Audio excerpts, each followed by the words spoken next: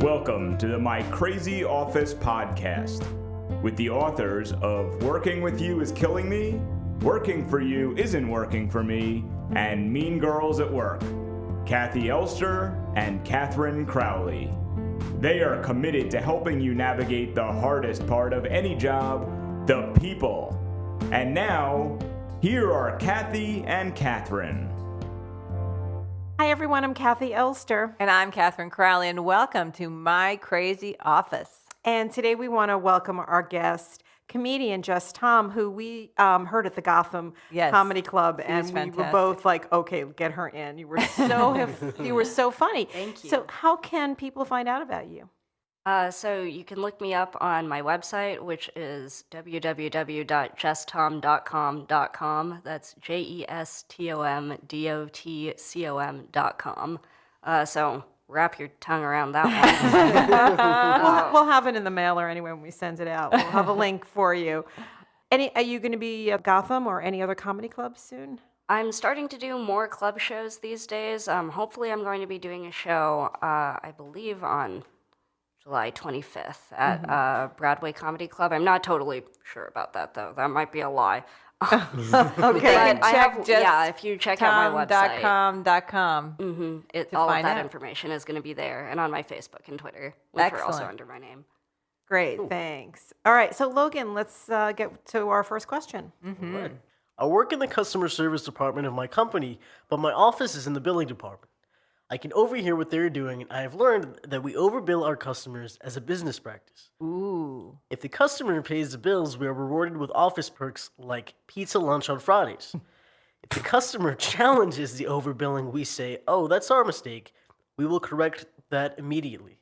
Is that normal, or should I look for another job? You know, it is kind of normal. It is kind of normal, Really? Unfortunately. Well, it's not normal. Dishonest. Right. Well, it's not normal to know that companies are doing that usually, but it's not, unfortunately. There's a lot of unethical behavior. Oh, Jess, you seem like you know this. I mean, my question is, how much does this person like pizza? Well, I was thinking the same thing, actually. I'm allergic to dairy, and I would be furious if... See, I'm lactose intolerant, but I love pizza. So a pizza lunch is a pretty big perk for me. So that's it's an incentive. So it's okay for you? I mean, I think it's kind of evil. Yeah. Yeah. But if it's common and you're getting pizza out of it, I'm not totally sure where that falls on the moral spectrum. Yeah, see, that's why companies get away with it. See, Catherine's really anti. Well, no, it's terrible. I mean, I was a nun in my past incarnation, so I have a very averse reaction to this kind of thing. But, however, as you said, it is in a way a normal, unethical practice. I was thinking this is sort of like the auto repair shops that they follow at various TV undercover things where they show that some shops actually break something in your car and then charge you for fixing it, and there's no way, it's very hard to detect if you don't know all about auto bodies. Yeah, I mean, I think there's so much room for unethical behavior in business that it happens all the time and you don't notice it. Yeah. And that's why, how many mistakes do the banks make? Yeah. They're constantly making mistakes. And was it a mistake? Who knows? Because it happens so often. There's, you have to really be on top of where your money's going. So for this person, though, what two should this questions. person do? Is that normal, No. or should I look for another job? What would you say, Jess? I mean, looking for another job that gives you free pizza. I'm really caught on that. I know.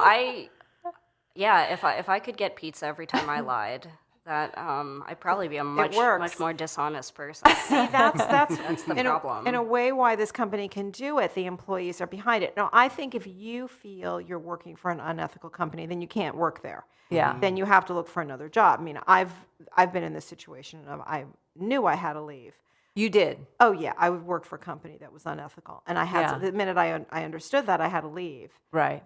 I mean, this is cultural, so right. That's right. You're not gonna fix it. You can't be a vigilante and make everyone start telling the truth or start waving the bills in the air towards the customer and tell them the real story. you won't keep your job. Yeah. I mean, there's a lot of unethical behavior. This is a great topic that we don't have enough time. Yeah. But just, should you be a whistleblower also? There's a lot of questions about this, what you should do. But basically, if you're working for a company that's unethical and it bothers you, you got to go. Yes. Or you'll feel sick all the time about it. I think you would feel awful.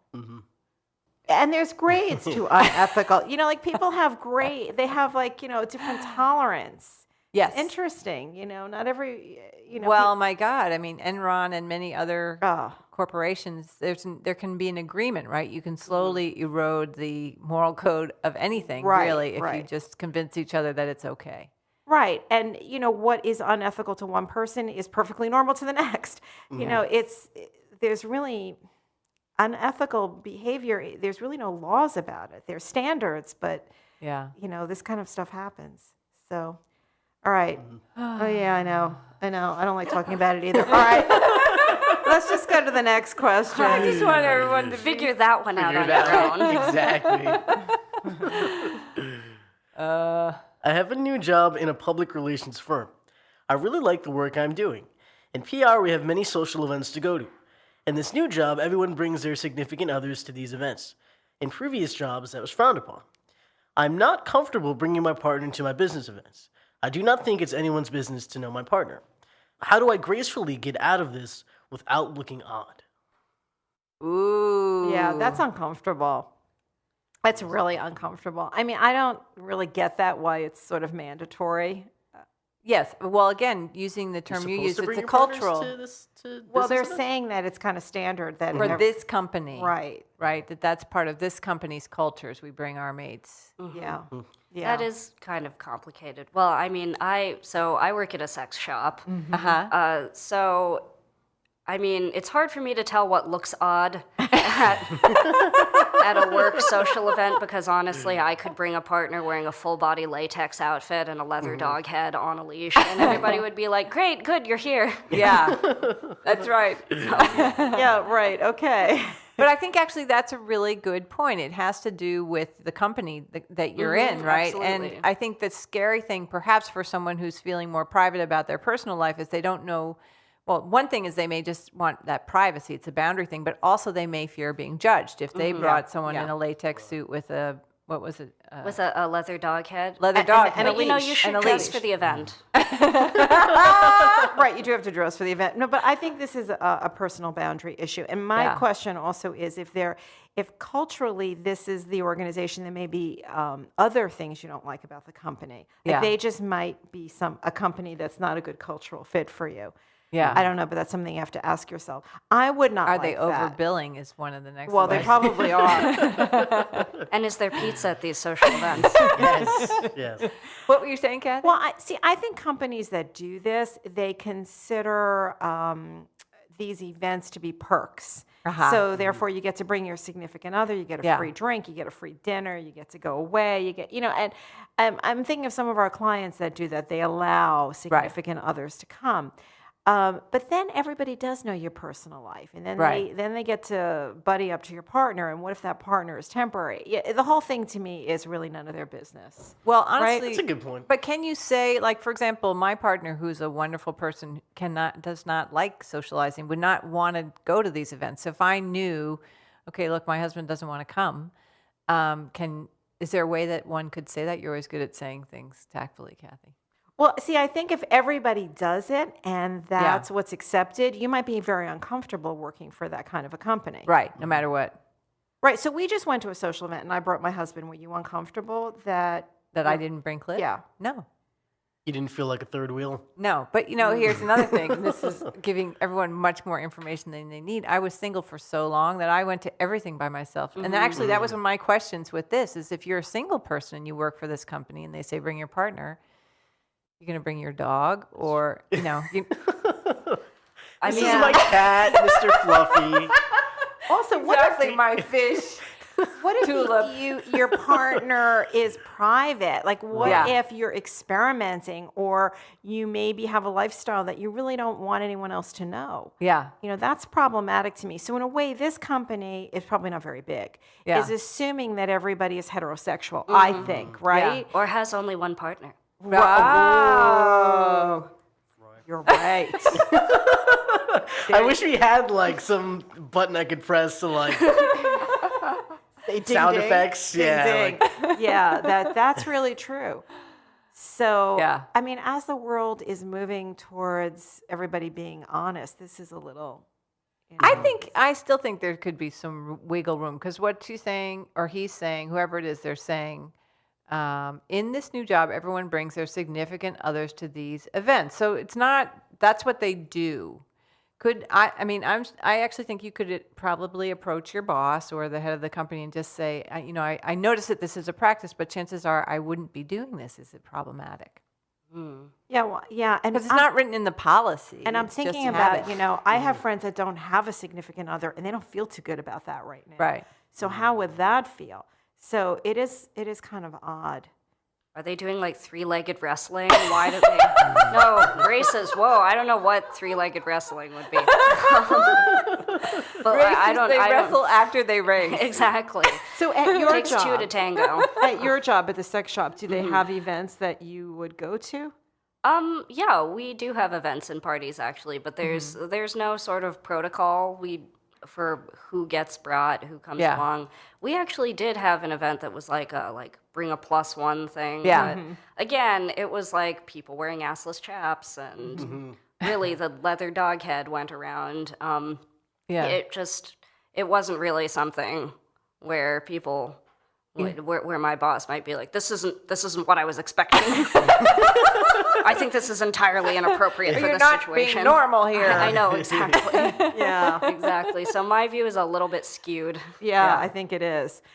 All right, so Kathy, you're saying get out. Chances are. Well, I think if this is socially, look, PR is very social, and there's a lot of events. Yeah. And if this is socially, you're uncomfortable with it, there's probably more than that you're uncomfortable with. I just suspect. So that's your take. I think that may be true. At the same time, I would say, see if it's okay to just say, I'm going to be not a +1, that I'll be coming on my own, and see what happens before you quit. See, I see so many problems here. I feel like, I don't know if this is a man or a woman, but when you go alone and everyone else is coupled, if you talk to somebody else's significant other, you may be perceived as going after. I just see problems with this whole thing. And I don't. And maybe that's you don't because watch The Housewives. You don't I Housewives. watch all of The Housewives on Bravo, and that's what happens. When people in the And office they're all start in talking PR. about you, All like those housewives are in so-and-so was talking PR. to so-and-so's wife at the event last night. Look, if you're in PR, start you're probably texting. having affairs anyway, aren't you? I mean, come on. Well, so anyway, I think, so you have to do what Catherine says. You have to, ask and see if Give it it's a shot, okay. see what happens. And you're right, keep an eye open to see if this one particular practice is really just alerting you of many things that may not be a good match. Right. And would you get penalized for just not going at all? Oh, totally. Yes, in yeah. PR, you totally would. Wow. Yeah. Wow. Because it's a social It's an event industry. Yeah. Yeah, it's all about these events. But it's not the only one. There's other industries, like in fashion, there's other industries where there are events that you have to go to. We have to go to business events. On occasion, yes. Yeah, but we rarely. Maybe you just We need already to are get too. like a partner decoy. Well, there's that. There. Wait, what does your mother call it in Florida? A suit. Escort. A suit. Suits. Is that what it's called? Yeah. For the women, because it's older women and many of their husbands have passed away. And so there are these sort of dandy guys who are available. You don't rent them exactly, but that's what they call them. Empty suits. I meant that's like what a they call them. friend. Yeah, I was just Friends of thinking friends. a friend. Bring your sister, but they don't have to know. Right.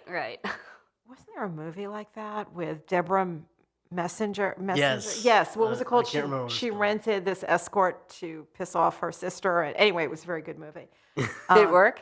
Well, she ended up falling They in ended up love falling with in love him. or something. Of It course. was a chick flick. Anyway, back to the workplace. All right, so good luck with your job. After all that, good luck. A friend or a mannequin. Yeah, exactly. A blow-up Blow-up doll. doll. Right. You And sell if a you blow-up. need one, go to And see Jes them, Tom's shop. they won't ask you to bring your partner again. They'll after never that. ask again if you rent. It's true. Right. That is quite an interesting idea. Do you sell those at your shop? I mean, blow-up dolls are a little passé. The how technology, can they be out? The technology has advanced such that the idea of an inflatable sex doll is not really that appealing to people anymore. Okay, what am I missing? What's the next level? So, I mean, there are like $10,000 sex dolls that you can get from like Japan. We don't have anything like that, but we do have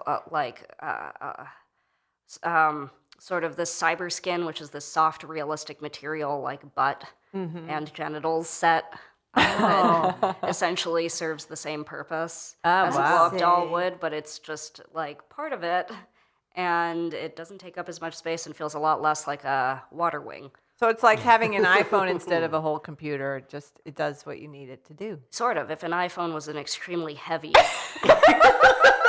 but Sex toy. that you had to hide from your children somewhere. Yeah. And from everyone else. Okay, well, anyway, so I think that's it for this segment. Jess, people can find you on your website. I'm also on Facebook and Twitter. If you search Jes Tom, that's JESTOM, I'll pop right up. Beautiful. Thank you for being our guest today. Thank you guys for having me. Thanks so much. And join us next time for another My Crazy Office podcast. And don't forget to send your questions and your stories to info@mycrazyoffice.co. Join us next time for another My Crazy Office podcast. And don't forget to send your questions to info@mycrazyoffice.co.